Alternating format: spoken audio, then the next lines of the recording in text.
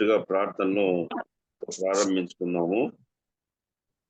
Israel brother Hyderabad నుంచి ప్రార్థన చేస్తాం. మమ్మల్ని మిక్కిలిగా ప్రేమించిన మా ప్రియ పరలోకపు తండ్రి, పరిశుద్ధుడైన దేవ, మహిమగల దేవ, నిఘరమైన మహిమగల నామానికి స్తుతులు స్తోత్రాలు వందనాలు చెల్లిస్తున్నాం. మరి మా నాయన మా తండ్రి మరొక నూతన దినాన్ని మాకు ఇవిగా ఇచ్చి ఈ మార్నింగ్ కాన్ఫరెన్స్ లో మమ్మల్ని అందరినీ కలుసుకోవటానికి మీ దయ పాలించినందుకు, మీ కృప చూపించినందుకు మీకు స్తుతులు స్తోత్రాలు చెల్లిస్తున్నాం. మరి ఈ దినమున మరి చేరి వచ్చిన బిడ్డలందరినీ బట్టి మీకు స్తుతులు స్తోత్రాలు చెల్లిస్తున్నాం. వారి వారి కుటుంబాలను మీరు దీవించండి, వారి అక్కర్ల అవసరతలు తీర్చండి దేవా. వాక్యం చెప్పి నీ దాసునితోనూ మీరు ఉండి ఆత్మతో మీరు నింపి మరి నాయన మాకు కావలసిన సందేశాన్ని మీరు మాకు అందించి మీరు మాట్లాడి మాకు క్షేమాన్ని దయచేయమని పాసన్నిధిలో ప్రార్థిస్తున్నాం. క్రమాన్ని జరిగిస్తున్న పార్ శ్రీరామాన్ని బట్టి మీకు స్తుతులు స్తోత్రాలు చెల్లిస్తున్నాం. నీ దాసుడు వృద్ధాపంలో ఉండి మరి నాయన అన్ని కార్యక్రమాలలో పాల్గొంటూ నీకు మహిమకరంగా నీ పనిని జాగ్రత్తగా చేస్తున్న విధానాన్ని బట్టి కూడా మీకు స్తుతులు. ఇక్కడ కూడా మరి నాయన ఏ లోటుపాటు లేకుండా కార్యక్రమాన్ని విజయవంతంగా జరిగించడానికి నీ దాసునికి నీ శక్తిని కృపను అనుగ్రహించి సహాయం చేయండి. బర్నబాసును బట్టి ఆయన పనిని పరిచర్యను బట్టి మీకు స్తోత్రాలు చెల్లిస్తున్నాం. నీ దాసుని దీవించండి, ఆశీర్వదించండి. మరి కార్యక్రమాన్ని ఈ విధంగా జరిగించి మరింగా చేరవలసిన చేర్చండి.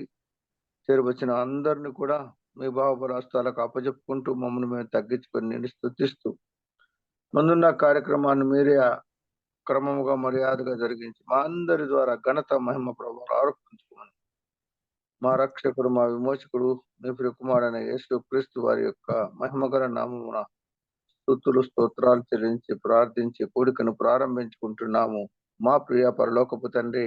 ఆమేన్. ఆమేన్. ప్రార్థించిన ఇజ్రాయెల్ బ్రదర్ కేసు తెలుసుకున్నాం. పాట ఎం చంద్రన్న తాడిమరి నుంచి ఉన్నాడు, ఆయన పాట పాడి వినిపిస్తాడు. చంద్రన్న వందనాలు.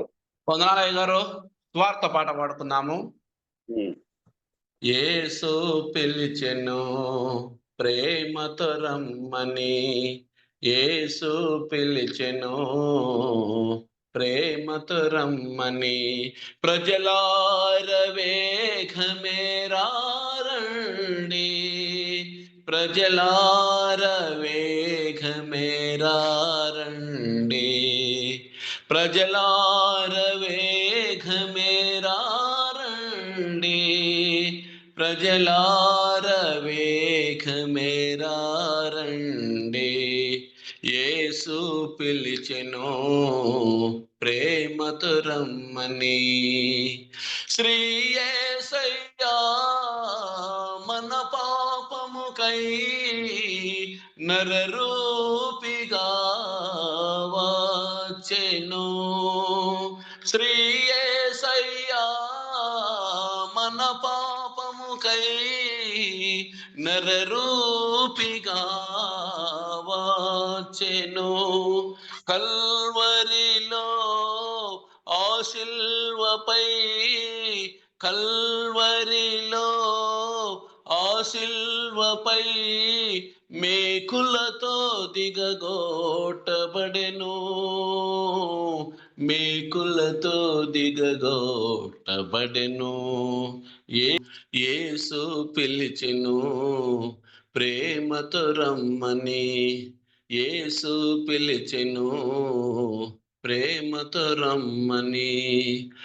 ఓ ప్రియుడా చేర్చుకొనుము నీ హృదయములో యేసు ప్రభువును, ఓ ప్రియుడా చేర్చుకొనుము నీ హృదయములో యేసు ప్రభువును, తొలగించును నీ భారము, తొలగించును నీ భారము, నేడే విశ్రాంతిను నొసగును, నేడే విశ్రాంతి నొసగును.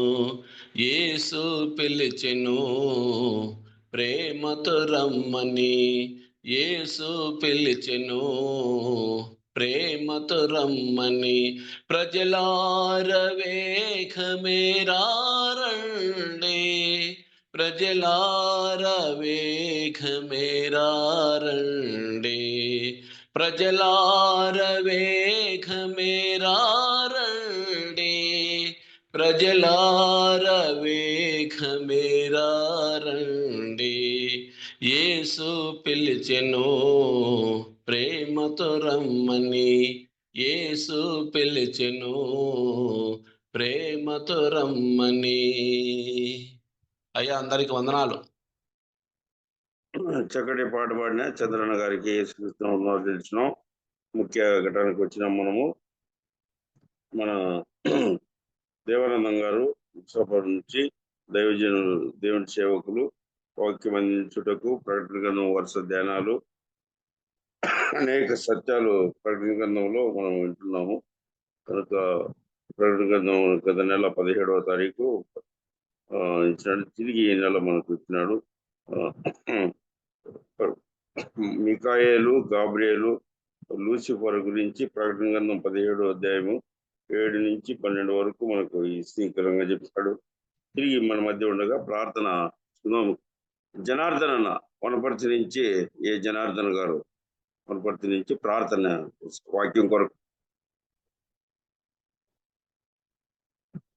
జనార్దన్ బ్రదర్ వందనాలు.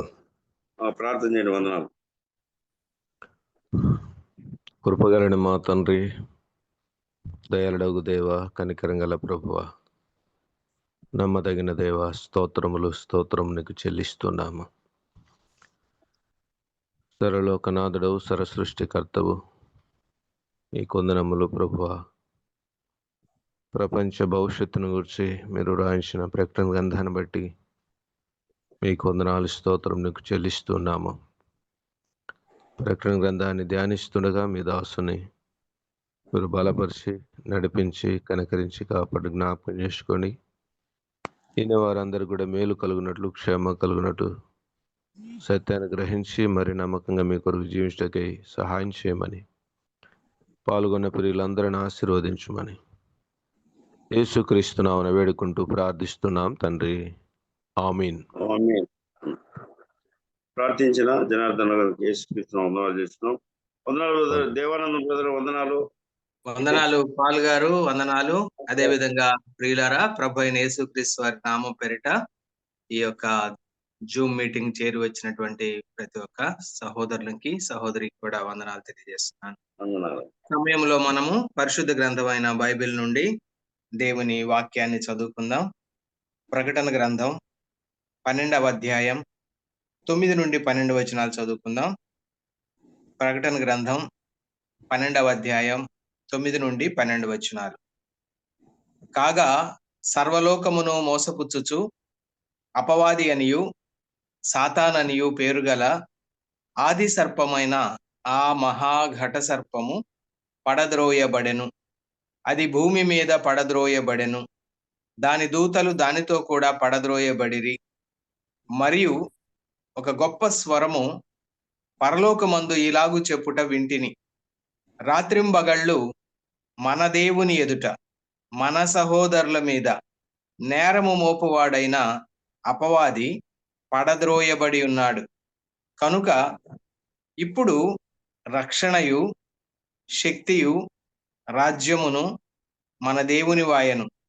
ఇప్పుడు అధికారము ఆయన క్రీస్తుదాయను. వారు గొర్రెపిల్ల రక్తమును బట్టి తామిచ్చిన సాక్ష్యమును బట్టి వానిని జయించి ఉన్నారు, కానీ మరణము వరకు తమ ప్రాణములను ప్రేమించిన వారు కారు. అందుచేత పరలోకమా, పరలోక నివాసులారా, ఉత్సహించుడి. భూమి సముద్రమా, మీకు శ్రమ.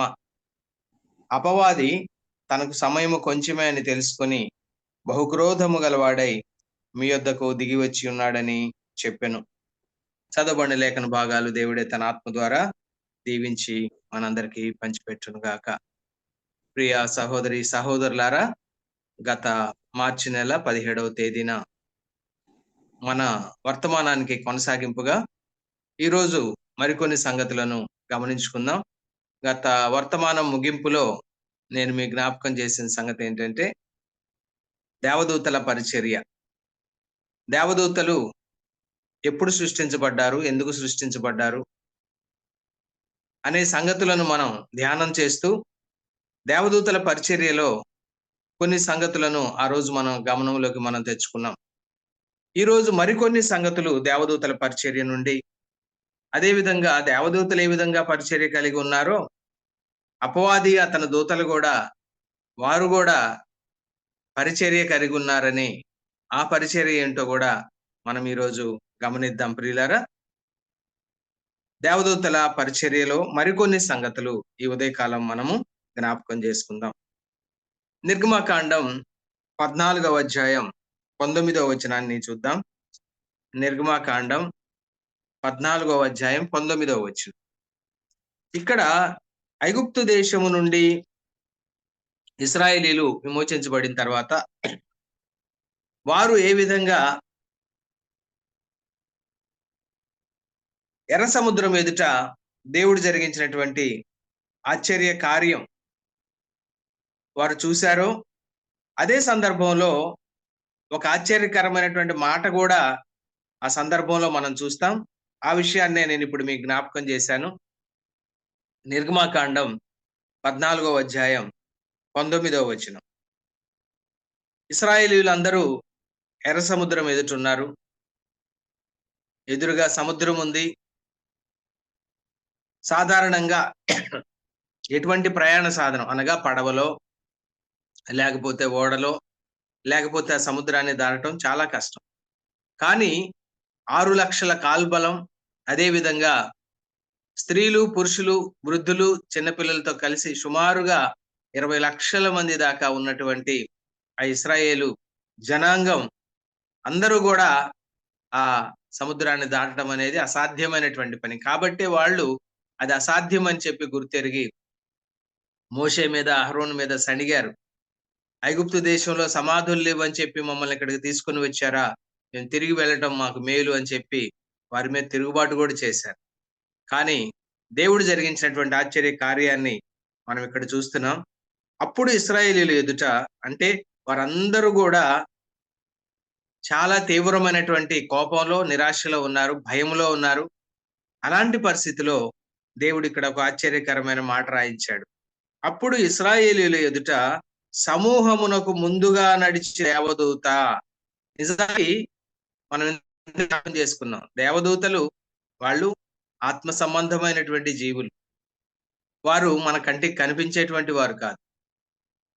ఇశ్రాయేలీలకు వారి ముందు ఒక దేవదూత నడుస్తున్నాడు అన్న సంగతికి గ్రహింపు లేదు వారికి. కానీ ఇక్కడ పరిశుద్ధాత్ముడు మోషే ద్వారా ఆ సంగతిని వ్రాయించాడు.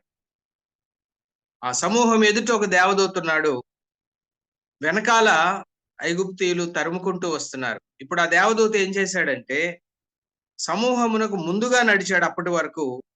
అప్పుడు ఆ దేవదూత వారు వెనుకకు పోయి వారిని వెంబడించెను. చూడండి, శత్రు సమూహానికి తన ప్రజలకు మధ్య దేవుడు తన దూతను నిలిపాడు. తరువాత ఆ దూత కేవలం అక్కడ మాత్రమే ఉన్నాడా? ఆ దూత వారిని వెంబడించాడని చెప్పేసి కూడా లేఖనాల్లో మనం చూడగలం. ప్రియులారా, 23వ అధ్యాయం, అదే నిర్గమకాండం 20వ వచనం, 23వ అధ్యాయం 20వ వచనాన్ని మనం చూద్దాం. ఇక్కడ మనం ఇదే దేవదూతను గురించినటువంటి ప్రస్తావన దేవుడే స్వయంగా మాట్లాడుతున్నట్టు మనం చూస్తున్నాం. 23వ అధ్యాయం 20వ వచనం.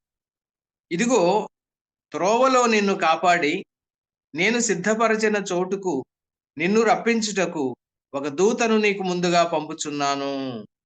చూడండి, దేవుడు తన ప్రజల కాపుదల కొరకు, తన ప్రజల నడిపింపు కొరకు దేవదూతల్ని వినియోగించినట్లుగా మనం చూస్తున్నాం.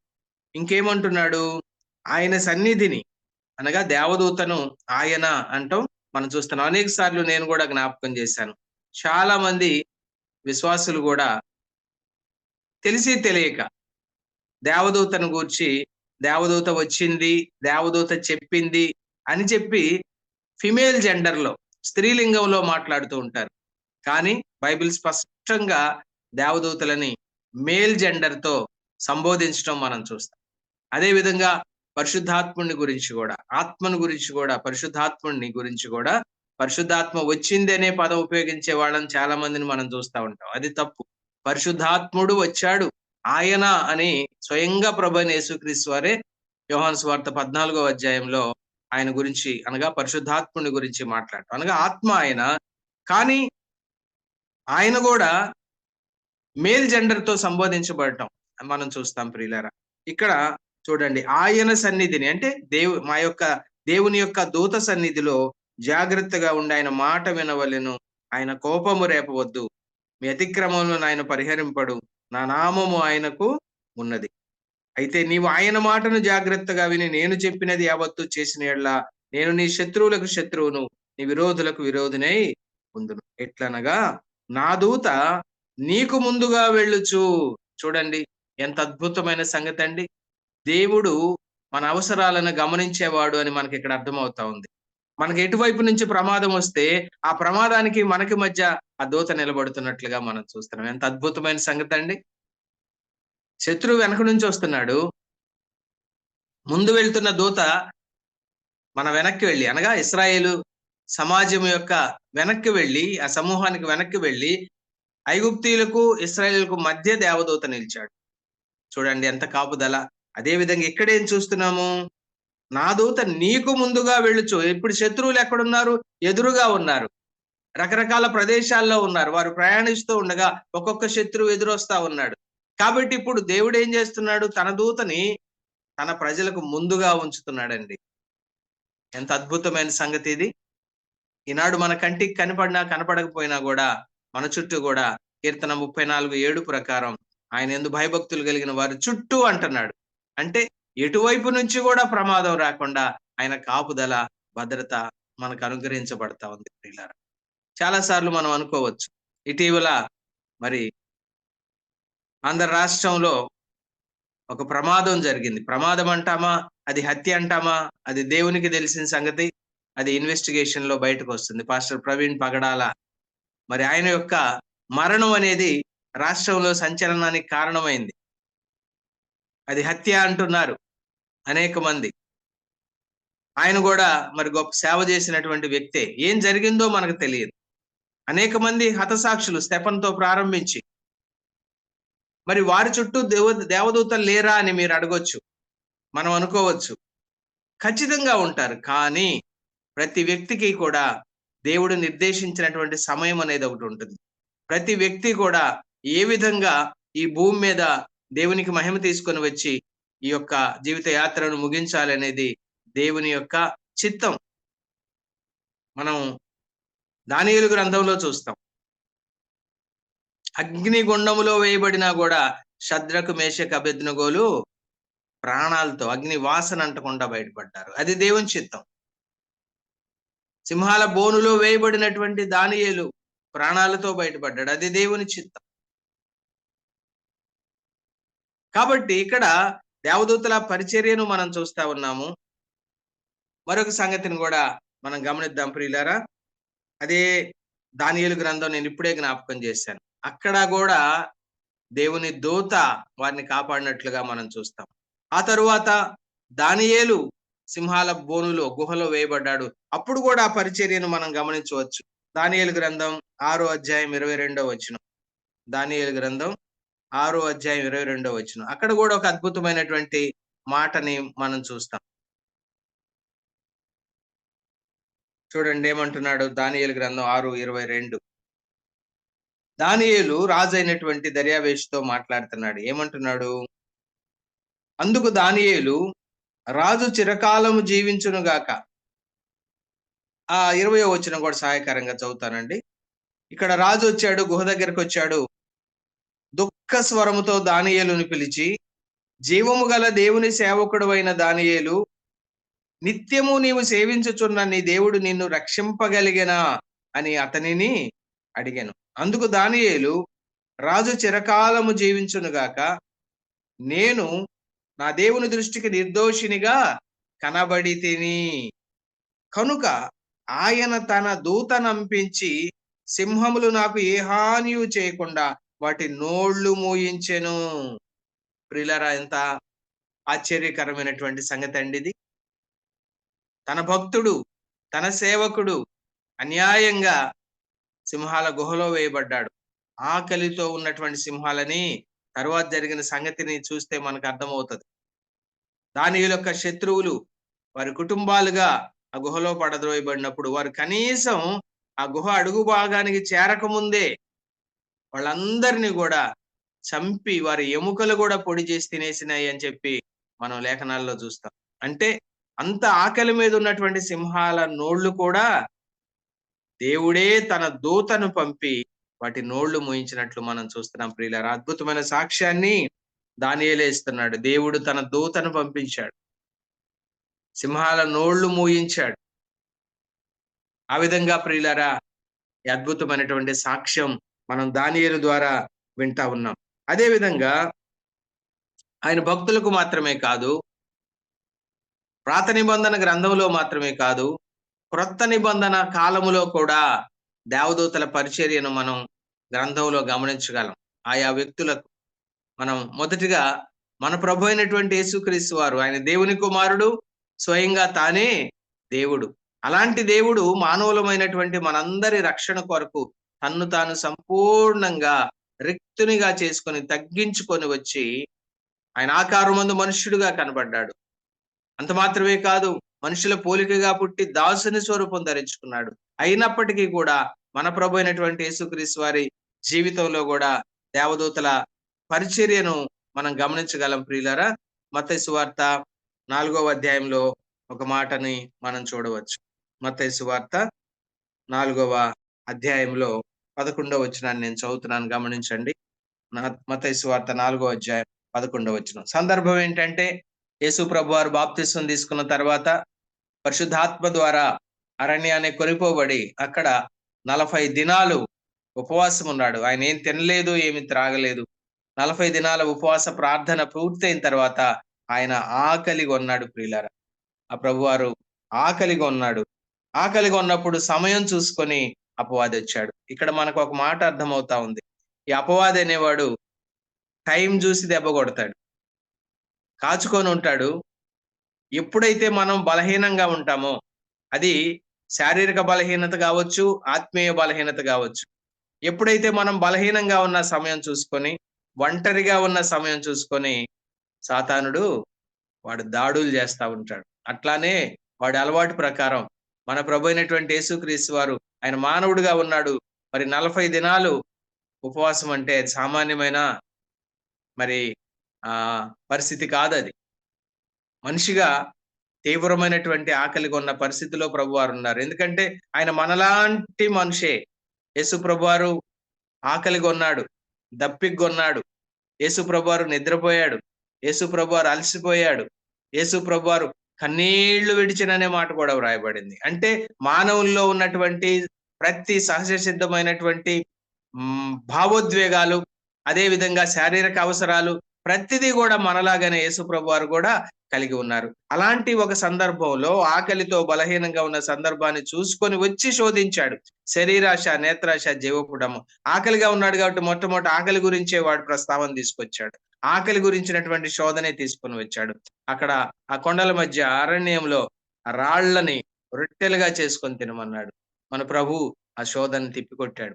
రెండో శోధన తిప్పికొట్టాడు. మూడో శోధన అనగా శరీరాశని, నేత్రాశని, జీవపుడంబాన్ని శత్రువు ఎలా తీసుకొని వచ్చాడు అంటే వాక్యము ద్వారా తీసుకొని వచ్చాడు. వాక్యాన్ని ఎత్తి చూపిస్తున్నాడు. ఈ 3 సందర్భాల్లో కూడా వాక్యాన్ని ఎత్తి చూపించాడు. అంటే వాడు ఎంత జిత్తులు మారో చూడండి. అనేక సార్లు వాక్యం తీసుకొని మన దగ్గరికి వస్తా ఉంటాడు. అది తర్వాత నేను మాట్లాడతాను. అయితే ఇక్కడ ప్రభు ఆ శోధన జయించిన తర్వాత 11వ వచనం ఏం రాయబడి ఉందంటే, అంతటా అపవాది ఆయనను విడిచిపోగా. చూడండి ఎలా విడిచిపోతాడు వాడు. యాకోబు భక్తుడు చెప్పాడు కదా 4వ అధ్యాయంలో, దేవునికి లోబడి ఉండుడి, అపవాదిని ఎదిరించుడి, అప్పుడు వాడు మీ యొద్ద నుండి పారిపోతాడు. ఇక్కడ యేసు ప్రభు దగ్గర నుండి పారిపోయాడు. ఆ తర్వాత ఏం జరిగిందంటే, ఇదిగో దేవదూతలు వచ్చి ఆయనకు పరిచర్య చేసిరి. ప్రియులారా చూడండి ఎంత అద్భుతమైన మాట. దేవదూతలు వచ్చి యేసయ్యకు పరిచర్య చేశారని చూస్తా ఉన్నాం. దేవదూతల పరిచర్య, యేసు ప్రభు వారి సేవకులు వారు, ఆయన సృష్టించినటువంటి వారు. మరొక సందర్భంలో కూడా ఒక మాట చూపిస్తాను. లూకాసు వార్త 22వ అధ్యాయం. ఇది గెత్సెమనే వనంలో జరిగినటువంటి సంగతి ప్రియులారా. గెత్సెమనే వనములో మన ప్రభు అయినటువంటి యేసుక్రీస్తు వారు అప్పగింపబడినటువంటి రాత్రి ఆయన మోకరించి ప్రార్థిస్తూ ఉండగా ఆయన చెమట నేల పడుతున్న గొప్ప రక్త బిందువుల వలె అయింది. ఆయన యొక్క మానసిక పరిస్థితి కూడా మనం చూస్తే ప్రభువారు అంటున్నాడు, యేసు ప్రభువారు అక్కడ మాట్లాడినటువంటి మాటలు గనక మనం గమనించినట్లయితే ఆయన వేదన పడి మరింత ఆతురముగా ప్రార్థన చేసినట్లుగా మనం చూస్తున్నాం. ఆ ప్రాణము మరణమగునంతగా బహు దుఃఖములో ఉన్నదని ఇతర సువార్తల్లో మనం చూస్తున్నాం. అంత తీవ్రమైనటువంటి మనోవేదనతో ఉన్నటువంటి మన ప్రభు చెమట నేలపడుచున్నటువంటి గొప్ప రక్త బిందువుల వలె అయితే అప్పుడు చూడండి 43వ వచనం చూస్తే, అప్పుడు పరలోకము నుండి ఒక దూత ఆయన కనబడి ఆయనను బలపరచెను. చూడండి, ప్రభు అయినటువంటి యేసుక్రీస్తు వారు బలపరచబడినట్లుగా మనం చూస్తాం. ఎందుకంటే ఆయన సంపూర్ణమైనటువంటి మానవుడిగా మనకి ఇక్కడ కనబడతా ఉన్నాడు ప్రియులారా. అలాంటి ప్రభు అయినటువంటి యేసుక్రీస్తు వారికి పరిచర్య చేసినటువంటి దేవదూతలను మనం చూస్తాం. అంత మాత్రమే కాదు, ఆయన యొక్క భక్తులను కూడా ఆయన ఏ విధంగా తన దేవదూతల ద్వారా ఆదుకున్నాడు అనేది కూడా లేఖనాల్లో మనకు స్పష్టంగా వ్రాయబడింది. మనందరికి తెలిసిన మాట. అపోస్తలుల కార్యముల గ్రంథం 12వ అధ్యాయములో 7వ వచనం నుండి కూడా ఒక దేవదూత పరిచర్య. పేతురు చెరసాల్లో ఉంచబడ్డాడు. ఇక తెల్లవారితే అతడు ఖడ్గముతో వధించబడేటువంటి పరిస్థితి. కానీ దేవుడు ఆశ్చర్యకార్యం జరిగించాడు. మరి గొప్ప కావలున్నది, మరి లోపలి చెరసాల్లో వేయబడ్డాడు. అయినప్పటికీ కూడా 7వ వచనం చూసి, ఇదిగో ప్రభువు దూత అతని దగ్గర నిలిచాను. అంటే దేవదూతలు అనే వాళ్ళని ఏ తలుపులు ఆపలేవు, ఏ పెద్ద పెద్ద గోడలు ఆపలేవు, కోట గోడలు ఆపలేవు. వారు అలా వెళ్ళిపోతారు, ఎందుకంటే వాళ్ళు ఆత్మరూపులు కాబట్టి. లోపలి చెరసాల్లో ఉన్నటువంటి పేతురు దగ్గర దేవదూత నిలిచాడు. చూడండి, అతడు ఉండిన గదిలో వెలుగు ప్రకాశించెను. అంటే ఆ దేవదూతలు కూడా వెలుగు జీవులు, వారు ప్రకాశించేటువంటి వారు. ఎందుకంటే దానియేలు గ్రంథంలో ఒక అద్భుతమైన మాట ఉందండి. గబ్రియేలు గారి గురించి మాట్లాడుతా, మిక్కిలి ప్రకాశమానుడైన గబ్రియేలు అని ఒక దూత అని అక్కడ రాయబడింది. ఒక మనుషుడు అన్నాడు అక్కడ, మిక్కిలి ప్రకాశమానుడైనటువంటి, అంటే మనిషి ప్రకాశించలేడుగా. ఆ దేవదూత గబ్రియేలు గారి గురించి వ్రాయబడినటువంటి మాట. మిక్కిలి ప్రకాశమానుడు అంటే దేవదూతలు కూడా వెలుగు జీవులు. ఎందుకు? ఆ వెలుగులో ఉండేటువంటి వారు, ఆ దేవుని వెలుగులో తాము కూడా పరిశుద్ధులు కాబట్టి వారు కూడా ఆ వెలుగులో ఉండి ఇక్కడ మనం వారి ద్వారా కూడా వెలుగు వచ్చినట్టు మనం చూస్తున్నాం ప్రియులారా. అతడు నేను గదిలో వెలుగు ప్రకాశించను. ఆ తర్వాత దూత పేతురు ప్రక్కను తట్టి త్వరగా లెమ్మని చెప్పి అతని లేపగా సంకెళ్ళు అతని చేతుల నుండి ఊడిపడెను. అప్పుడు దూత అతనితో, నీవు నడుము కట్టుకొని చెప్పులు తొడుక్కొనుమనెను. అతడు అలాగు చేసిన తర్వాత దూత, నీ వస్త్రము పైన వేసుకొని నా వెంబడి రమ్మని అతనితో చెప్పాను. అతడు వెలుపలికి వచ్చి దూత వెంబడి వెళ్ళాడు. అంటే దూత ఏం చేస్తున్నాడు? పేతురు గారి కంటే ముందుగా నడుస్తూ వెళ్తున్నాడు. చూడండి, కాపుదల, మార్గ నిర్దేశనం. తర్వాత అతడు దూత వెంబడి వెళ్ళి దూత వలన జరిగినది నిజముగా జరిగినని గ్రహింపక తనకు దర్శనము కలిగినని తలంచెను. ఇవన్నిట్లో పేతురు గారు దూత చెప్పినట్టు చేస్తున్నాడు, కానీ ఏమనుకుంటున్నాడు? తనలో తాను ఇదొక దర్శనం అనుకుంటున్నాడు, కానీ అది నిజంగా జరిగినటువంటి సంఘటన అని ఆయన నమ్మలేకపోయాడు. తర్వాత చూస్తే మొదటి కావలిని, రెండవ కావలిని దాటి పట్టణమునకు పోవు ఇనుప గవిని యొద్దకు వచ్చినప్పుడు, చూడండి ఎన్ని దాటుకొని వచ్చారు, కానీ ఆ పట్టణము యొక్క ఇనుప గవిని అది తెరుచుకోవటం అసాధ్యం కదా మానవుడికైతే. కానీ చూడండి, ఎప్పుడైతే ఈ దూత వెనక పేతురు ఆ గవిని దగ్గరికి వచ్చారో, ఇప్పుడు చూడండి, దానంతట అదే వారికి తెరుచుకొనెను. ఎంత అద్భుతమైన సంగతి అండి! ఎవరిని బట్టి? ఆ దూతను బట్టి. పేతురు నిలబడితే తెరుచుకుంటుందా? చూడండి, దానంతట అదే తెరుచుకొనెను. దేవుని దూత అక్కడ ఉన్నాడు కాబట్టి ఆ ఇనుప గవిని కూడా దానంతట అదే వారికి తెరుచుకొనెను. వారు బయలుదేరి ఒక వీధి దాటిన వెంటనే దూత అతనిని విడిచిపోయిన. చూడండి, ఎటువంటి ప్రమాదం లేని ప్రదేశానికి వచ్చే వరకు కూడా దూత పేతురుతో పాటు ఉన్నాడు. ఇక ప్రమాదం లేదు, ఇక ఎవరు ఆయన్ని కనుగొనలేరు, ఆయనకి ఎటువంటి ప్రమాదం లేదు అనేటువంటి పరిస్థితిలో మాత్రమే దూత పేతుర్ని వదిలిపెట్టి వెళ్ళినట్లుగా మనం చూస్తా ఉన్నాం ప్రియులారా. అదే విధంగా పౌలు గారి జీవితంలో కూడా దూతను గూర్చినటువంటి ఒక పరిచర్య ఆయన కూడా అనుభవించాడు. చూడండి, అపోస్తుల కార్యముల గ్రంథం 27వ అధ్యాయం 22, 23 వచనాలు. ఇది సందర్భం ఏంటంటే, ఒక ఖైదీగా అపోస్తుడైన పౌలు రోమా పట్టణానికి ఓడ మీద సముద్ర మార్గములో ఓడ మీద రోమా పట్టణానికి కొనిపోబడతా ఉన్నాడు. దారిలో పెద్ద తుఫాను వచ్చింది. ఓడ తీవ్రమైనటువంటి అలజడులకు లోనైపోయింది. అందులో ఉన్న సామానంతా పారేశారు, ఆహార పదార్థాలు పారేశారు. ఇక ఎవ్వరు కూడా ప్రాణాల మీద ఆశ ఉన్నవారు ఎవరు లేరు. ఆశ వదులుకొని కనీసం ఏమీ తిననటువంటి పరిస్థితుల్లో ఇక్కడ దేవుడు ఒక మళ్ళా కార్యం జరిగించాడు పౌలు కొరకు ఒక దూత ద్వారా. ఇక్కడ ఏమంటున్నాడంటే 23వ వచనం, 22వ వచనం కూడా, ఇప్పుడైనను ధైర్యము తెచ్చుకొనుడని మిమ్మల్ని వేడుకొనుచున్నాను. ఓడకే గాని మీలో ఎవని ప్రాణమునకును హాని కలగదు. నేను ఎవని వాడనో, చూడండి, పౌలు యొక్క సాక్ష్యం. ఆ ఓడ కెప్టెన్ తో మాట్లాడుతున్నాడు, ఆ సైనికులతో మాట్లాడుతున్నాడు. ఏమంటున్నాడు? నేను ఎవని వాడనో, నేను ఎవరిని సేవించుచున్నానో ఆ దేవుని దూత. చూడండి, నేను సేవించేటువంటి నా దేవుని దూత గడిచిన రాత్రి నా యొద్ద నిలిచి. చూడండి, పౌలు కూడా తీవ్రమైన నిరాశ. ఆయనకు ఒక ఆశ ఉండేది. ఏంటి ఆశ అంటే, మనం రోమా పత్రికలో చూస్తాం, ఏ విధంగానైనా మీ దగ్గరికి రావాలని నాకు ఆశగా ఉంది. రోమా పట్టణానికి రావాలని, అక్కడున్న సంఘాన్ని చూడాలని, ఆ సంఘంలో పరిచర్య చేయాలని, ఆ చుట్టుపక్కల ప్రాంతాలంతా సువార్త ప్రకటించాలని పౌలు గారికి ఆశ. అయితే ఆయన మరో విధంగా ఆయన ఆశ తీర్చబడతా ఉంది. ఒక ఖైదీగా రోమాకి ప్రయాణం చేస్తా ఉన్నాడు. కానీ ప్రయాణంలో అవాంతరాలు వచ్చినాయి. కానీ అందరూ తీవ్రమైనటువంటి నిరాశలో మునిగిపోయారు. పౌలు కూడా మానవుడే కదా. నిరాశలో ఉన్నప్పుడు దేవుడు తన దూతను పంపి పౌలును బలపరుస్తున్నాడు. ఆ దేవుని దూత నా యొద్ద నిలిచి, పౌలా భయపడకము. చూడండి, తన బిడ్డలు దిగులుతో ఉన్నప్పుడు, తన బిడ్డలు భయపడుతున్నప్పుడు దేవుడు తన దూతలను పంపాడు. ఆ దూత పౌలు దగ్గర నిలిచి, పౌలా భయపడకము, నీవు కైసరు ఎదుట నిలవవలసి ఉన్నది. ఇదిగో నీతో కూడా ఓడలో ప్రయాణం పోచున్న వారిని అందరినీ దేవుడు నీకు అనుగ్రహించున్నాడని నాతో చెప్పాను. ఈ మాటలు పౌలు వారితో చెప్తా ఉన్నాడు.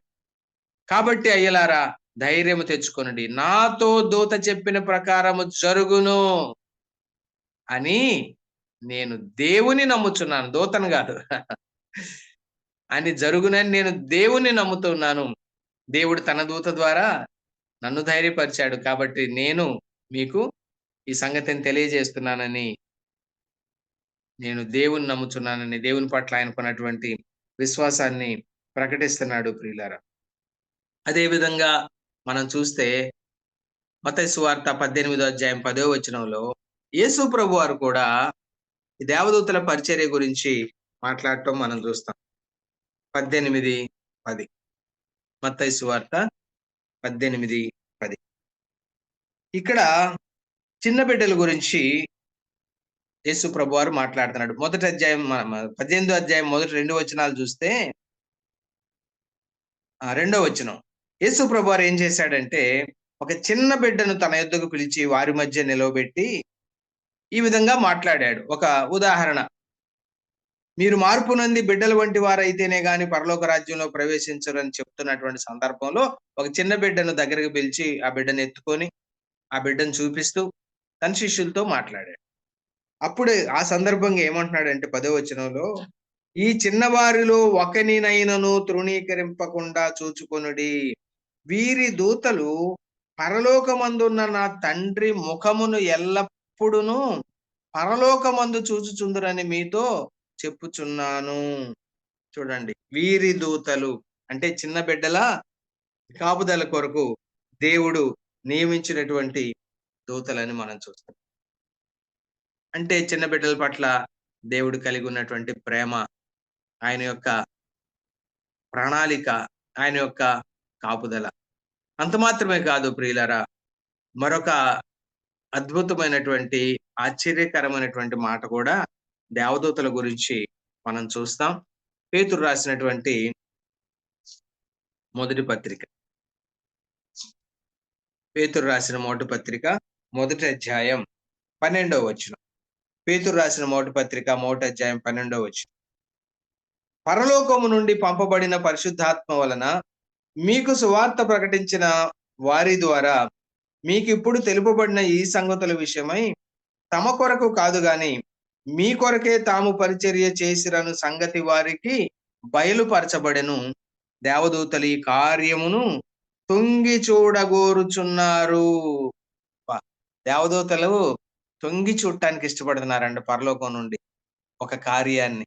ఏంటో తెలుసా? ఆ కార్యం మానవుని యొక్క రక్షణ, ఒక పాపి మారు మనసు పొందేటువంటి ఆ రక్షణ కార్యాన్ని. ఒక పాపి తన పాపినని తెలుసుకొని ప్రభు అయినటువంటి యేసుక్రీస్తు వారి నామములో విశ్వాసం ఉంచి రక్షణ పొందేటువంటి కార్యం ఇది. దేవదూతలు కూడా తొంగి చూడటానికి ఇష్టపడేటువంటి కార్యము అని మనం చూస్తా ఉన్నాం ప్రియులారా. ఎందుకంటే ఇంకొక మాట కూడా మీకు జ్ఞాపకం చేస్తాను. లూకాసు వార్త 15వ అధ్యాయం 10వ వచనం. లూకాసు వార్త 15వ అధ్యాయం 10వ వచనం.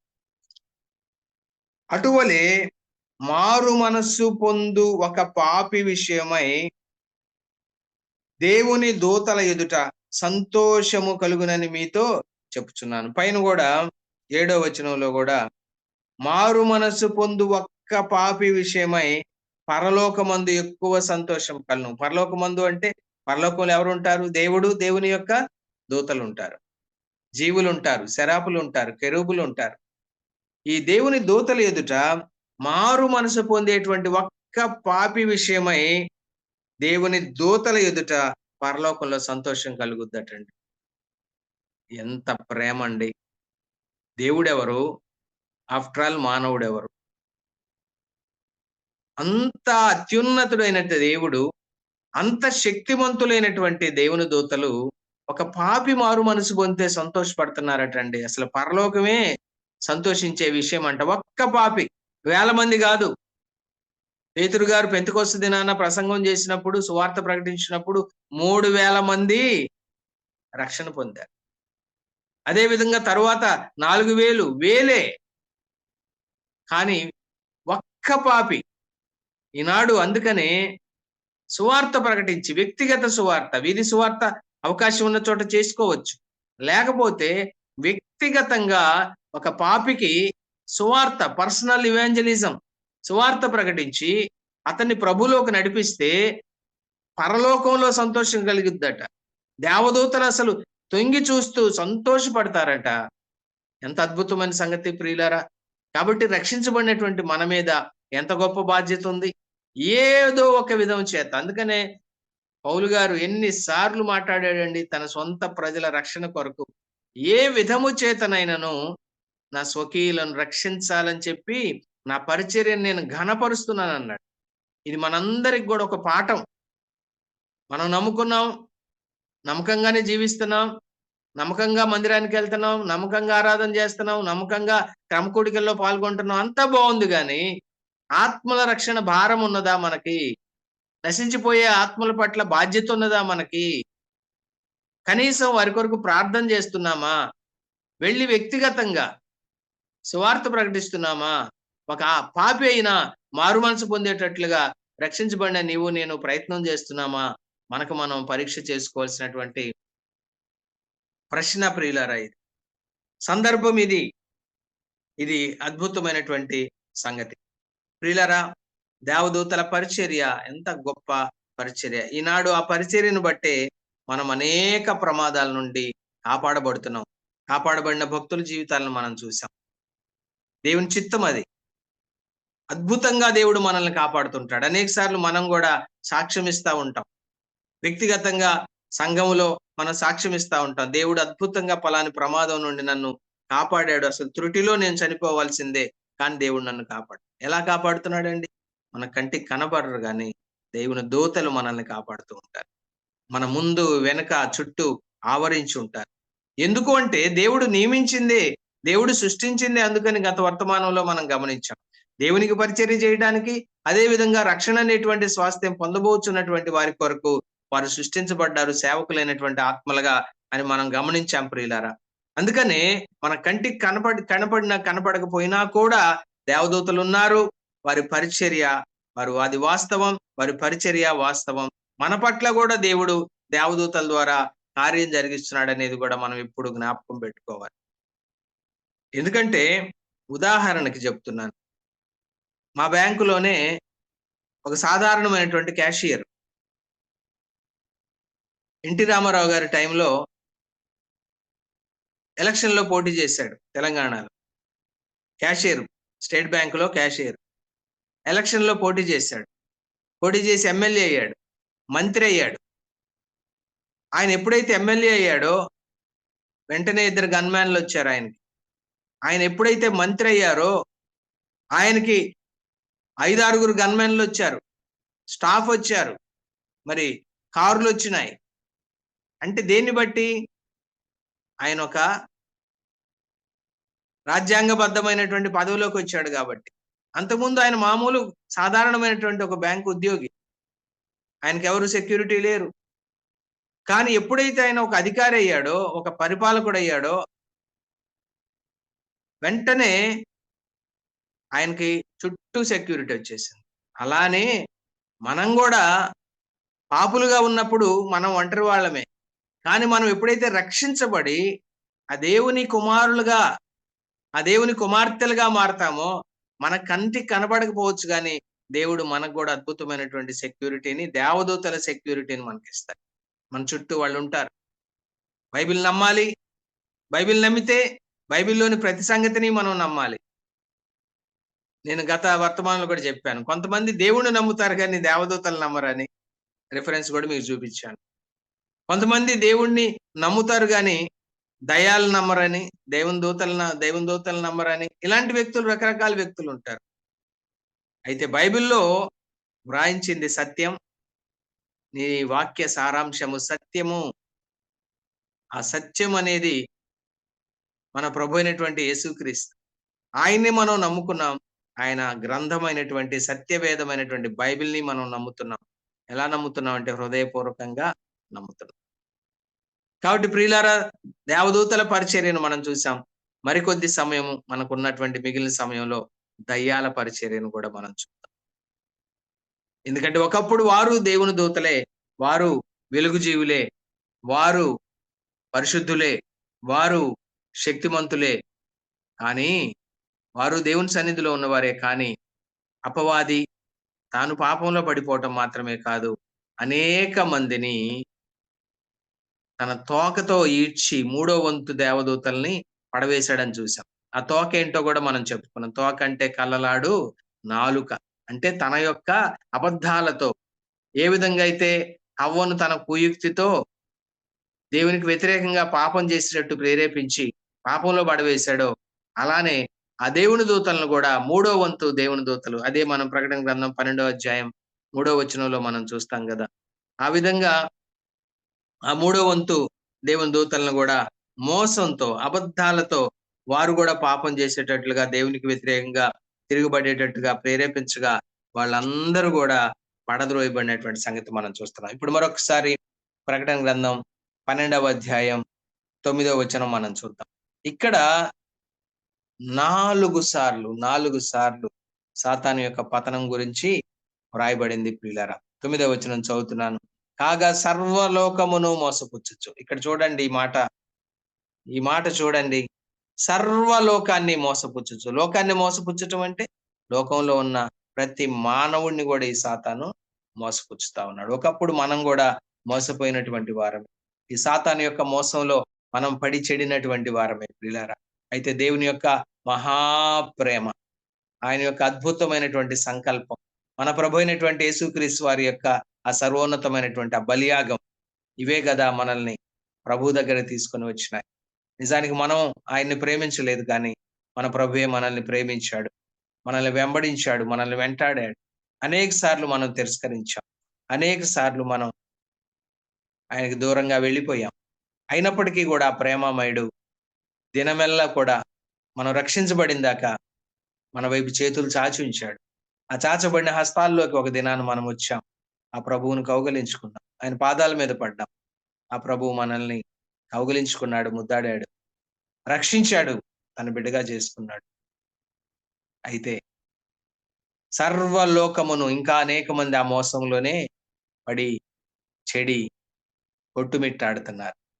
అలాంటి వారి కొరకు మన బాధ్యత సువార్త ప్రకటించటం, వ్యక్తిగత సువార్త, వాక్యం తేటగా వారికి వెల్లడి చేయడం, వారిని కూడా ప్రభువులోకి నడిపించటం. ఆయన ఏర్పాట్లో ఉన్నవారు తప్పకుండా ఒక దినాన ప్రభువుని నమ్ముకుంటారు. అయితే ఈ దయ్యాలు ఏ విధంగా దేవుని యొక్క సంకల్పానికి విరుద్ధంగా పనిచేస్తున్నాయి అనేది ఇక్కడ చూస్తే, సర్వలోకమును మోసపుచ్చుతా ఉన్నాడు ఈ యొక్క అపవాది. వాడి గుణమే అది, వాడి నైజమే అది. అపవాది అనియు సాతాననియు పేరు గల, చూడండి ఈయనకి ఎన్ని పేర్లు. అపవాది ఇక్కడే ఉంది. అపవాది అంటే అర్థం ఏంటి? అక్కడ రాయబడి ఉంది కదా, 12వ వచనంలో చూస్తే 10వ వచనంలో ఇప్పుడు మనం చదువుకున్న లేఖన భాగమే. అపవాది అంటే ఏంటి? అతని పేరు చూస్తే 9వ వచనంలో అపవాది అనియు సాతాననియు పేరు గల ఆది సర్పము, అంటే ఆది కాండంలో ఏదైనా వనములో మన తల్లిని మోసపుచ్చినటువంటి ఆ సర్పం, వాడు సాతానని మనం చూస్తున్నాం ప్రియులారా. వీడేం చేస్తూ ఉంటాడు అంటే 10వ వచనంలో మనం చూస్తున్నాం, రాత్రింబగళ్ళు, డే అండ్ నైట్ మన దేవుని ఎదుట. చూడండి, మన దేవుడు ఆయన, మన దేవుడు మన సహోదరుల మీద. చూడండి అనుబంధం, మన అనే పదం ఇక్కడ ఉపయోగించడంలో దేవుని యొక్క ఉద్దేశం, పరిశుద్ధాత్మ యొక్క ఉద్దేశం, మనకున్నటువంటి అనుబంధం ప్రియులారా. ఇప్పుడు మనం అందరం కూడా వందనాలు బ్రదర్ అని ఎలా అనుకుంటున్నాం, వందనాలు సిస్టర్ అని ఎలా అనుకుంటున్నాం? నిజానికి మనం ఎవరము? మన దేశంలో ఉన్నటువంటి ఈ కుల జాడ్యాన్ని బట్టి రకరకాల కులాలు మనకు ఆపాదించబడ్డాయి. కులం దేవుడిచ్చింది కాదు, మనం కోరుకున్నది కాదు, అవి మనకు ఆపాదించబడ్డాయి భారతదేశంలో పుట్టినందుకు. అయితే ఏ కులమైనా, ఒకప్పుడు మనం ఏ మతమైనా, ప్రభు అయినటువంటి యేసుక్రీస్తు వారి రక్తంలో కడగబడి మనం అందరం కూడా దేవుని ఇంటివారుగా చేయబడ్డాం. ఆ దేవుని ఇంటివారుగా చేయబడిన తర్వాత ఇప్పుడు ఏ విధంగా అయితే మన ఇల్లు చూసుకుందాం, తల్లిగా, తండ్రిగా, మన బిడ్డలుగా, ఇది ఒక గొప్ప అనుబంధం. ఇది ఈ ప్రపంచంలో, ఈ లోకంలో ఏ అనుబంధానికి మించినటువంటి అనుబంధం. ఒక తల్లి, తండ్రి తమ బిడ్డల కొరకు ఎంత త్యాగమైనా చేస్తారు. అదే విధంగా బిడ్డలు కూడా తమ తల్లిదండ్రుల కోసం అదే విధంగా వారు కూడా ఉంటారు. అంటే ఈ అనుబంధం ఏంటంటే ఇది రక్త సంబంధం. అన్ని సంబంధాలకు మించిన సంబంధం రక్త సంబంధం. ఆ విధంగానే మన సంబంధం కూడా ఎప్పుడైతే యేసు ప్రభువుని నమ్ముకొని ఆయన రక్తంలో కడగబడి దేవుని ఇంటివారిగా చేయబడ్డామో, ఇక స్త్రీ అని లేదు, పురుషుడని లేదు, దాసుడని లేదు, స్వతంత్రుడని లేదు, యూదుడని లేదు, గ్రీసు దేశస్థుడని లేదు, ఇక ఆ పలాని కులం ఈ పలాని కులం అని లేదు, ఆ పలాని మతం ఈ పలాని మతం అని లేదు. మనం అందరం కూడా క్రీస్తులో ఏకంగా ఉన్నాం. ఎందుకంటే ఇది మనది క్రీస్తు రక్త బంధం. అందుకని మన అనేటువంటి ఒక అనుబంధం అనేది మనకి ఇక్కడ ఏర్పడిందండి. ఆయన మన దేవుడు. వీళ్ళెవరు అంటే మన సహోదరులు. మనం అనే గాని తన అనే పదానికి ఇక్కడ తావు లేదు, పలాని కులం అనే పదానికి ఇక్కడ తావు లేదు ప్రియులారా. నేను ఒకటే చెప్తూ ఉంటాను ఎప్పుడు కూడా, యేసు రక్తం ప్రతి పాపము నుండి మనలను కడిగి పవిత్రులనుగా చేయనని లేఖనాలు చెప్తా ఉంటే, రక్షించబడిన తర్వాత కూడా చాలా సార్లు బాధాకరమైన విషయం ఏంటంటే, నేను పలానా కులం, అదిగో నా ఎదుట నా తోటి విశ్వాసే, ఇతను పలానా కులం కాబట్టి ఇతడు మనవాడు కాదు, ఇదిగో నా కులం వాడు ఉన్నాడు, వీడు నావాడు, వీడు మనవాడు, వాడు పరాయోడు, వాడు తన ఎంత బాధాకరమైన విషయం అండి. నేను ఎప్పుడు చెప్తా ఉంటాను, యేసు రక్తం ప్రతి పాపము నుండి మనల్ని కడిగి పవిత్రపరచునని చెప్తా ఉంటే, యేసు రక్తం అనేక సార్లు విశ్వాసుల విషయంలో కులాన్ని కడగలేకపోతా ఉంది. అంటే ఆ రక్తానికి శక్తి లేక కాదు, ఈ మనిషి అనుమతించట్లా. ఇప్పుడు నన్ను బలపరచువాని యందే నేను సమస్తం చేయగలనని ప్రభు చెప్తా ఉన్నాడు పౌలు ద్వారా. అలాగైతే నువ్వు అనుమతిస్తే నీ కులం కడుగుతాడు, నీ కులం కూడా కడగబడింది. కులాన్ని బట్టి వీడు నావాడు, కులాన్ని బట్టి వీడు నావాడు కాదు అనుకున్నావు అంటే, రేపు క్రీస్తు న్యాయపీఠం ఎదుట ఏం జవాబు చెబుతావు విశ్వాసి? నా మట్టుకు నేను కూడా ఈ ప్రశ్న వేసుకుంటున్నాను. ప్రియులారా, ఆలోచన చేయాలి. ఇది సాతాను కుయుక్తి. ఎందుకంటే మన అనేటువంటి అనుబంధాన్ని వాడు తెంచివేస్తా ఉంటాడు. దేన్ని బట్టి? ఆఫ్టర్ ఆల్ ఒక కులాన్ని బట్టి, వీడు నా కులం కాదు కాబట్టి నావాడు కాదు అని గనక నా మనసులో నేను భావిస్తే, ఇక రేపు క్రీస్తు న్యాయపీఠం ఎదుట సిగ్గుపడాలి, తల వంచుకోవాలి, బహుమానాలు నష్టం, ఏం ఫలితం ఉండదు అక్కడ. ప్రియులరా, జాగ్రత్త. సర్వలోకాన్ని వాడు మోసపుచ్చుతా ఉంటాడు. ఎవరి బలహీనతలు ఏంటో తెలుసు. నాకు బాగా కులాభిమానం అనుకోండి, నన్ను నా కులంతోనే దెబ్బ కొడతాడు.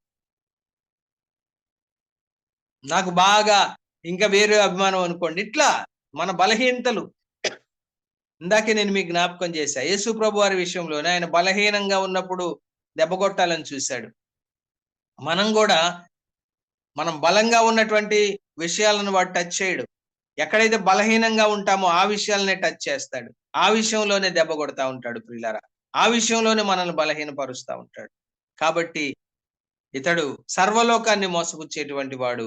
ఇతడు ఏం చేస్తున్నాడంటే, రాత్రింబగళ్ళు మన దేవుని ఎదుట మన సహోదరుల మీద నేరము మోపువాడైన అపవాది అని రాయబడింది. నేరాలు మోపుతా ఉంటాడు. మనందరికీ తెలుసు యోబు గురించి, భక్తుడైన యోబు గురించి దేవుడు ఎంత గొప్ప సాక్ష్యం ఇచ్చాడంటే, అసలు అతని వంటి వాడి భూమి మీద లేడు, మరొకడు లేడు. అన్ని విషయాల్లో అక్కడ ఆ అద్భుతమైనటువంటి మాట గనక మనం చూస్తే ప్రియులారా, ఎంత గొప్ప భక్తుడు. అలాంటి భక్తుడు నిజంగా మనకి ఎక్కడ కూడా కనపడ్డన్నంత భక్తుడు. ఆ సాక్ష్యం దేవుడే ఇచ్చాడు. ప్రియులారా, ఏమంటున్నాడంటే 1:8 చూద్దాము. యోబు 1:8. నీవు నా సేవకుడైన యోబు సంగతి ఆలోచించితివా? అతడు యథార్థవర్తనుడు, న్యాయవంతుడు, దేవుని యందు భయభక్తులు కలిగి చెడుతనం విసర్జించిన వాడు, భూమి మీద అతని వంటి వాడు ఎవడును లేడు. 2 సార్లు ఈ సాక్ష్యాన్ని మనం చూస్తాం 2వ అధ్యాయం చూస్తే. అలాంటి యోబు మీదే నిందలు వేశాడు, అపవాదులు వేశాడు ప్రియులారా. అదే విధంగా జకర్యా గ్రంథం 3వ అధ్యాయంలో చూస్తే ప్రధాన యాజకుడైనటువంటి యెహోషువ మీద అపవాదులు వేస్తా ఉన్నాడు. అక్కడ కూడా మనం ఒక్క మాట గమనిద్దాం. జకర్యా గ్రంథం 3వ అధ్యాయం. ఇక్కడ ప్రధాన యాజకుడైనటువంటి యెహోషువ ఉన్నాడు. ఇక్కడ మొదటి వచనం చదువుతున్నాను. మరియు యెహోవా దూత ఎదుట, ఇక్కడ యెహోవా దూతగా పేర్కొనబడింది మన ప్రభు అయిన యేసుక్రీస్తు వారు. ప్రధాన యాజకుడైన యెహోషువ నిలబడుటయు, సాతాను, చూడండి, ఎవడైతే అపవాది, సాతాను, ఘట సర్పం, ఆది సర్పం అనే పేర్లు కలిగిన వాడు ఉన్నాడో వాడి గురించి వ్రాయబడతా ఉంది ప్రియులారా. సాతాను ఫిర్యాదులు చేసేటువంటి వాడు, అపవాదులు వేసేటి వాడు. ఎక్కడికి వెళ్ళాడు ఫిర్యాదులు చేయడానికి? యోబు మీద ఫిర్యాదు చేయడానికి ఎక్కడికి వెళ్ళాడు? దేవదూతలతో పాటు పరలోకానికి వెళ్ళాడు. అట్లానే ఇక్కడ కూడా పరలోకానికి వెళ్ళి అప్పటి ప్రధాన యాజకుడైనటువంటి యెహోషువ మీద ఫిర్యాదు చేస్తున్నాడు. ఏమంటున్నాడు ఇక్కడ చూడండి. సాతాను ఫిర్యాది అయి అతని కుడిపార్శ్వమున నిలబడుటయు అతడు నాకు కనుపరచెను. ఇప్పుడు ప్రభు మాట్లాడుతా ఉన్నాడు. సాతాను, యెహోవా నిన్ను గద్దించును. చూడండి, మన పక్షాన వ్యాజ్యమాడుతున్నాడు మన ప్రభు. ఈనాడు మన ప్రభు అయినటువంటి యేసుక్రీస్తు వారు దేవుని కుడిపార్శ్వాన కూర్చొని మన కొరకు విజ్ఞాపనకర్తగా ఉన్నాడు. అంత మాత్రమే కాదు, మన కొరకు వేడుకునేటువంటి మన పరమ అడ్వకేట్ గా ఉన్నాడు, హెవెన్లీ అడ్వకేట్. చూడండి, ఆ మాట కూడా వ్రాయబడింది కదా. మనం యోహాను 1వ పత్రిక 2వ అధ్యాయంలో మొదటి 2 వచనాలు చూస్తే ఇక్కడ చూడండి, నీతిమంతుడైనటువంటి యేసుక్రీస్తును ఉత్తరవాది తండ్రి యొద్ద మనకున్నాడు. యోహాను మొదటి పత్రిక 2వ అధ్యాయం 1వ వచనం. ఉత్తరవాది అంటే ఇంగ్లీష్ లో అడ్వకేట్ అని వ్రాయబడతా ఉంది పిల్లర్. ఒక అడ్వకేట్ ఏం చేస్తాడండి? మనం అడ్వకేట్ నియమించుకుంటే ఒక కేసులో మన పక్షాన జడ్జి గారి ముందు వాదిస్తా ఉంటాడు. మన పక్షాన మనం ఆ నేరం చేయలేదని, మనం నీతిమంతులు అని, మనం నిర్దోషులమని మన పక్షాన మన అడ్వకేట్ వాదిస్తాడు కోర్టులో. అలానే మన ప్రభు అయినటువంటి యేసుక్రీస్తు వారు, ఆయన నీతిమంతుడైన యేసుక్రీస్తు తండ్రి యొద్ద మన పక్షాన ఆయన వాదిస్తూ ఉన్నాడు. ఇక్కడ యెహోషువ పక్షాన ప్రభు అయిన యేసుక్రీస్తు వారు ఒక అడ్వకేట్ గా వాదిస్తున్నాడు. చూడండి, ఎందుకు సాతాను వచ్చాడు? ఫిర్యాదు చేస్తున్నాడు. ఇదిగో చూడు, ఇతని బట్టలు చూడు మురికైనాయి, ఇతని బట్టలు చూడు మైలైనాయి, ఇతని ప్రవర్తన చూడు, ఇది చూడు అది చూడు అని చెప్పేసి ఫిర్యాదులు చేస్తా ఉంటే ప్రభువు మన పక్షాన, అంటే ఆనాడు యెహోషువ పక్షాన నిలబడి ఏమంటా ఉన్నాడు అంటే, సాతాను, యెహోవా నిన్ను గద్దించును, యెరూషలేమును కోరుకొని యెహోవా నిన్ను గద్దించును, ఇతడు అగ్నిలో నుండి తీసిన కొరవి వలనే ఉన్నాడు కదా అని యెహోవా దూత సాతానుతో అని. చూడండి, యెహోవా దూత మన ప్రభు అయిన యేసుక్రీస్తు వారు ఇక్కడ సాతానుతో చూడండి నోరు మూపిస్తున్నాడు. ఇతడు అగ్నిలో నుండి తీయబడినటువంటి కొరవిలాగానే ఉన్నాడు కదా.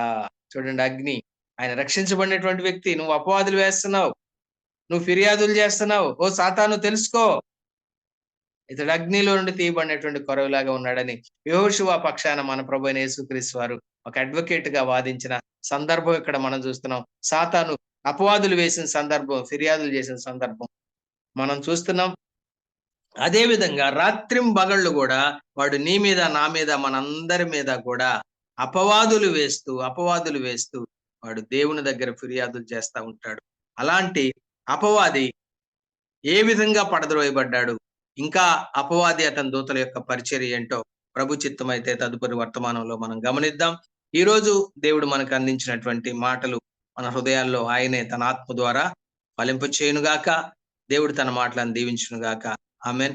మరి ఈరోజు మీతో దేవుని వాక్యాన్ని పంచుకోవడానికి అవకాశం ఇచ్చిన సోదరులు బర్నబాస్ గారికి ప్రత్యేక వందనాలు తెలియజేస్తున్నాను. అదే విధంగా ఈరోజు మరి కూడికను నడిపించిన మరి పాల్ శ్రీరాములు గారికి కూడా ప్రత్యేక వందనాలు. ప్రార్థించిన ప్రియులకు, పాటలు పాడిన ప్రియులకు, చేరువచ్చిన ప్రియులందరికీ కూడా ప్రత్యేకమైన వందనాలు తెలియజేస్తూ నేను ముగిస్తున్నాను. వందనాలు జిల్లి స్వామి. చక్కటి సందేశము. గత నెల 17వ తారీఖు దేవుడు 1వ భాగం విన్నాము. దేవదూతుల పరిచర్య గురించి మికాయేలు, గాబ్రియేలు, లూసిఫర్ ఆ యొక్క దాని గురించి సుమారుగా 18-20 రెఫరెన్స్లు చెప్పినాడు.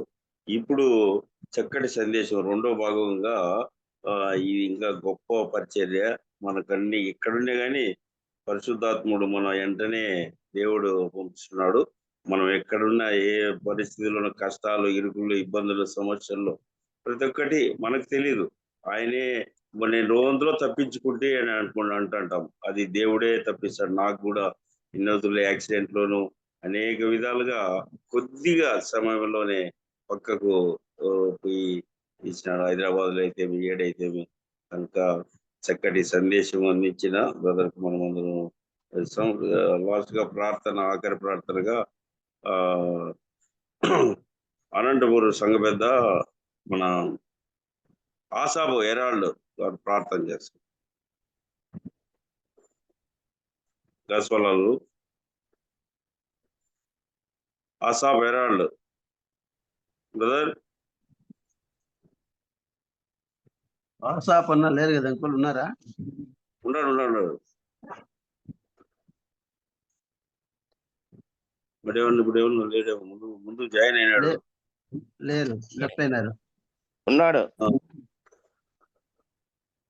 ఆసాబ్ బ్రదర్ ఉన్నారు. ఉంటాడు బ్రదర్. ఆయనకి ఇచ్చేయండి. అన్మిట్ లోనే ఉంది. ఉన్నాడు. రైట్. ఓకే. ప్రార్థన చేయండి.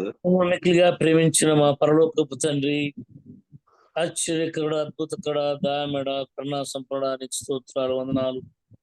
ప్రాతకాలంలో నానా బిడ్డలు మేము నానా ఈ విధంగా సమూహంగా కూడి నాయన ఏక మనసుతో ఏక భావంతో నాయన స్తుతించి ఆడడానికి కనపరచడానికి పాడడానికి మీరు మాకు ఇచ్చిన శ్రేష్టమైన భాగ్యానికి ఆయనకి స్తోత్రాలు. నాయన ఈ విధంగా ప్రతి దినము ఉదయకాలము నాయన మీరు మాతో మాట్లాడుతున్న విధానానికై మీరు సావాసం ఇస్తున్న విధానంకై నీకు స్తోత్రాలు. అనేక మంది భక్తులను మా మధ్య తీసుకొస్తూ అనేక మంది లోతైన మర్మాలను హెచ్చరికలను దిద్దుబాటును నాయన పురికొల్పును ఉత్సవాన్ని కలిగిస్తున్న విధానాన్ని బట్టి నీకు స్తోత్రాలు అంజలిస్తున్నాము. ఈ ఉదయకాలం మీద దాసుల ద్వారా మీరు మాట్లాడిన ఆయన మీ మాటలు బట్టి నీకు స్తోత్రాలు. మీరే ఆయన ద్వారా పరిశుద్ధాత్మ మాట్లాడించిన గొప్ప విలువైన మాటలు బట్టి నీకు స్తోత్రాలు. దేవదూతల గురించిన వర్తమానాన్ని వినిపిస్తూ వచ్చినారు, మీకు స్తోత్రాలు. కనబడకుండా మీరు మీ దూతలను కావలించినారు, మీకు స్తోత్రాలు వందనం చెల్లిస్తున్నాం. ఈ విధంగా ఆయన మేము ఒకసారి మర్చిపోతాం, మీరు ఉన్నారని, ఈ దూతలు మాకు కాపుగా పెట్టారని, మనం భద్రపరుస్తారని, కాపాడుతారని, రక్షిస్తారని, మా పక్షాన మా ముందు మా వెనుకున్నారని ఆయన బయలుపరిచిన విధానానికి మీకు స్తోత్రాలు చెల్లిస్తున్నాం. ఆయన మీరు విడువైన దేవుడు, ఎడబాయిన దేవుడు అని ఆయన నీకు వందనము స్తోత్రం చెల్లిస్తున్నాం. ప్రత్యేకించి ఆయన వాక్యం అందించిన దాసుని మీరు బలపరచండి. ఆయన మరి సిరీస్ గా మీరు దాసుల ద్వారా వినిపిస్తున్న వర్తమానాలను బట్టి స్తోత్రాలు. ఇంకా ముందున్న వర్తమానాలు కూడా మేము శ్రద్ధగా రాసుకొని వాటిని అనుసరించడానికి, ధ్యానం చేయడానికి మీ కృపను గ్రహించి పెట్టుకుంటున్నాం. ఆయన మరి చేరి వచ్చిన బిడ్డలందరినీ బట్టి నీకు స్తోత్రాలు వందనం చెల్లిస్తున్నాం. కృపను గ్రహించండి. ప్రత్యేకించిన ఆయన ఈ జూమ్ కార్యక్రమాన్ని బాధ్యత వహించి నడిపిస్తున్న దాసుడు నాయన దైవ సేవకులు ఆయన మరి బర్నబాసనం బట్టి నీకు స్తోత్రాలు. నడిపించిన దాసు పాలకులను బట్టి నీకు స్తోత్రాలు చెల్లిస్తున్నాం. ఈ విధంగా నాయన మేము సోమరులుగా నిద్రపోతుగా ఉండకుండా నాయన మరి మీరు మాకు ఇచ్చిన ఈ అవకాశాన్ని బట్టి నాయన మనం బలపరుస్తున్న విధానాన్ని బట్టి, అవకాశాలను బట్టి నీకు స్తోత్రం అని తెలుస్తూ యేసుక్రీస్తు వారి శ్రేష్టమైన నామమున అడిగి వేడుకుంటున్నాము స్వామి. ఆమేన్. ఆమేన్. ఆమేన్. ఆమేన్. ప్రార్థించిన అవసరమైన